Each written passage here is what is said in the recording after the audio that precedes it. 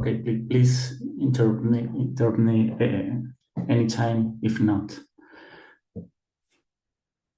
So here is, I'd like to start with this sentence. Every labor and delivery in the world is prone to deterioration. But think about that. Give it a second to think about this sentence. How do I share to give? How can I dare to give such a sentence? I really think it's true. It's one of the fundamental principles of my work. This is the problem. As we have to read the CTG, the cardiotocography, in the surveillance of labor and delivery, we face this problem. We have to use any of these classical tools, any of these classifications.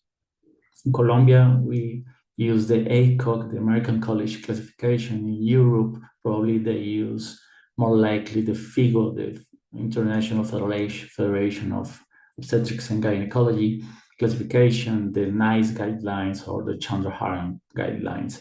But this is the problem. As the sensitivity rises, here you can see very low sensitivity in ACOG classification with very high specificity.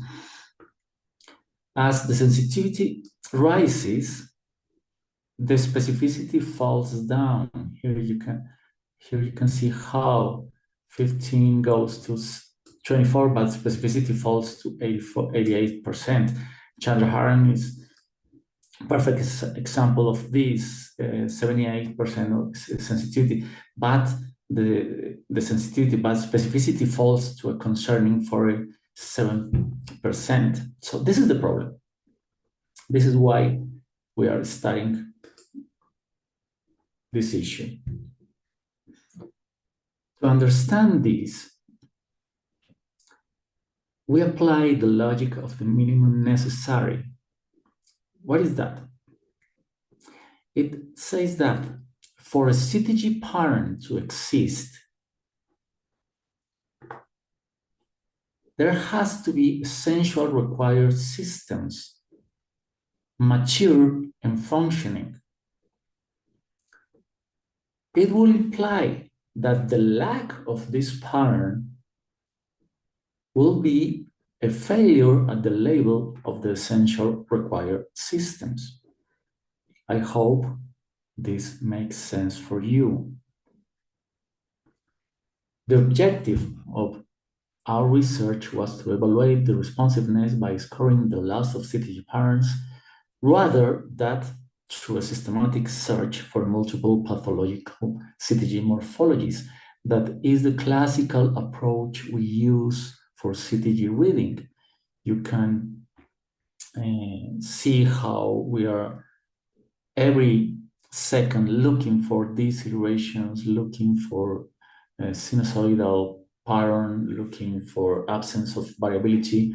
That's the sum of pathological patterns. Here we are looking for the loss of responsiveness. It's similar, but it's not the same. So in order to understand what I'm saying, I will describe how this theory works. For example, variability. For variability to exist, there has to be primitive functions of the fetus, which are sympathetic and parasympathetic system working. Obviously, a cardiovascular system, functional cardiovascular system too, and a nerve conduction, which is pH dependent. This nerve conduction through the vagus and the glossopharyngeal nerves. Why is the nerve conduction pH dependent? Because in order to the nerve conduction to exist, there has to be an ionic gradient which is easily modified by any pH change. Accelerations is a well-known morphology for every one of us and require, besides the primitive function required for variability, accelerations need advanced motor functions. Why? Because for a fetus to accelerate, it has to be, he or she has to be in movement. So it's the fetal movement which triggers the signals, which finally ends in an acceleration. Why is that? Because the function of baroreceptors in the carotid and the neck. This is another morphology, accelerations in response to stimuli. So in addition to primitive functions required for variability, advanced motor functions required for accelerations. Advanced sensory functions are needed for a fetus to accelerate in response to stimuli, because the fetus has to have a sensitive cortex, afferent sensitive pathways, and peripheral sensory functioning. So the most advanced proof of well-being in a fetus is an acceleration in response to stimuli. Early decelerations. We all know early decelerations are due to compression of the fetal head as it descends through the birth canal, increasing parasympathetic tone because of the vagal endings at the dura mater.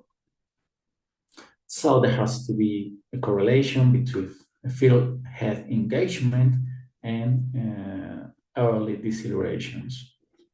The angles, the falls down angle and the recovery angle are very important in early decelerations, in any deceleration actually, because the slower the BPM falls, so the widest is the angle, the slowest is the response capacity. I hope this is a new concept introduced by our team, which you can see in our publication, in our the original paper, and is the importance of the drop and recovery angles. Late decelerations. Late decelerations have been classically related to fetal hypoxia. The theories are not very logic for me. Energy saving theory proposes a mechanism to conserve energy during hypoxia. Doesn't make any sense for me because the function of chemoreceptors gives as a result a tachycardia, not a deceleration. The chemoreceptor functions, triggers an increase in sympathetic activity in order to compensate hypoxia by tachycardia and vasoconstriction. But anyway, the association is clear. Late decelerations are clearly related to hypoxia.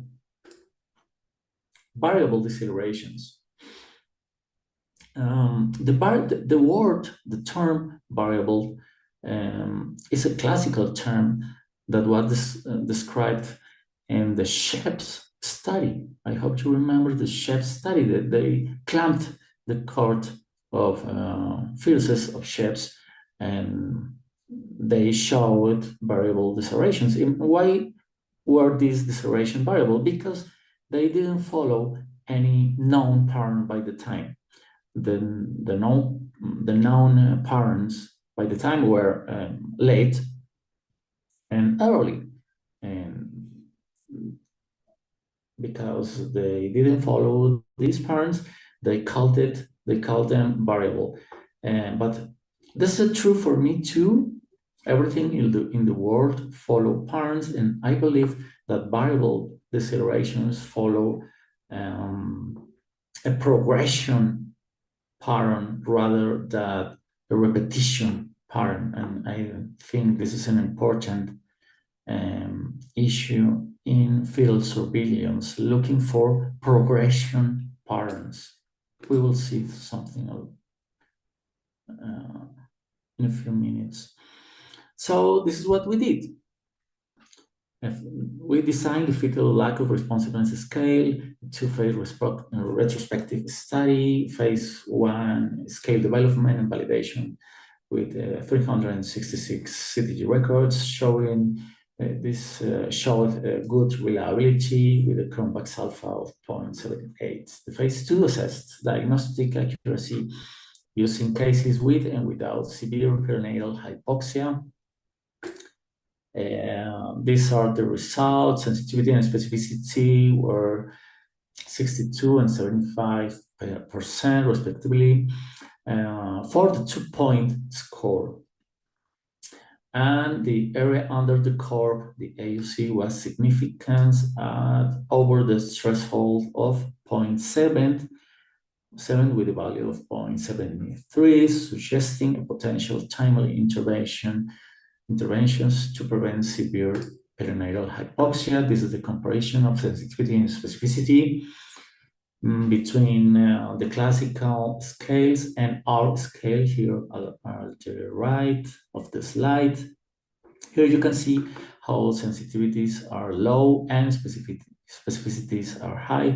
And as the sensitivities rises, specificities falls down. We are here like in the middle, but with a slight tendency to be higher. Here is where the area under the curve takes relevance. Here you can see how if we compare the area under the curve of every classical classification or scale, FLORS is the only one which goes over the threshold of significance. This is the scale. It has 3 domains. The first one is loss of response capacity with these 5 topics to evaluate. You can evaluate by 1 or 2 points if you are finding any loss of response sign, fetal tachycardia, variability, absence of accelerations. I'm not reading it. I know you are doing that. The second domain is the trend to change speed. It scores higher if in the 20-minute trace of every CTG, the tracing is trending to deterioration in the 20 minutes tracing. And the third domain is the response to resuscitation. Here I give you 10 seconds to take to read the original paper if you like. And these are some examples. This is a normal CTG. We all know that. This is good variability, accelerations, no deceleration. This is a 0-point CTG by FLORS scale. This is very different one. We have at the beginning, at the left of the tracing, we can see good variability, accelerations, and at the middle, we can see this horrible, very concerning morphology of variable, very deep and prolonged deceleration. And at the end here, you can see a pattern. It's very subtle, but I invite you to identify this. This is a pattern. Here is the second one, the third one, the fourth one. These little faults in the BPMs are a pattern. So at the end, we have lack of accelerations, lower slow variability, like a 5 BPM, and a very subtle pattern of deceleration, of shallow decelerations, which are important. This is an example of how a CTG may rapidly progress to deterioration. Here you can see an angle below 45 degrees, and at the end we have an angle over 45 degrees. This is lack of responsiveness, and we have to look for it. Another example, here you can see another, okay, let me take one step back, and this is 1, 2, 3, 4 points, the CTG by FLORS, so it's very concerning. This is 2, maybe 3 points by FLORS, and this is the third example. Here you can see a wide angle over 45 degrees, and we have decreased variability and absence of acceleration. This is a 3 points CTG by FLORS. So these are our perspectives. We are running now the prospective study as we're talking here. We have to update the national intrapartum surveillance guidelines in Colombia. We are assisting and advising improvement initiatives in field surveillance, and we are willing to receive research, job, and cooperation proposals anywhere. So it was my pleasure talking to you, and thank you for the invitation, and you're welcome. Your questions are more welcome at this moment.